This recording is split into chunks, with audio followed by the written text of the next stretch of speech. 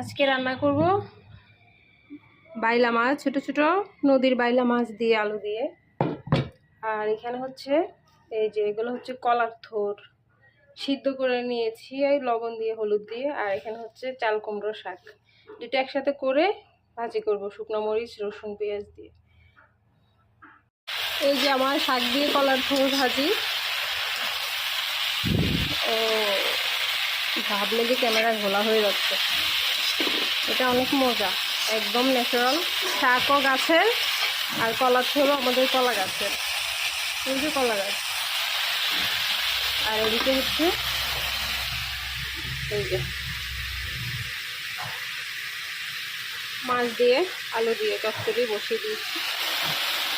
তরকারির final look মাশাআল্লাহ অনেক সুন্দর আর অনেক মজা হয়েছে খেতে, একটু খেয়ে দেখেছিলাম।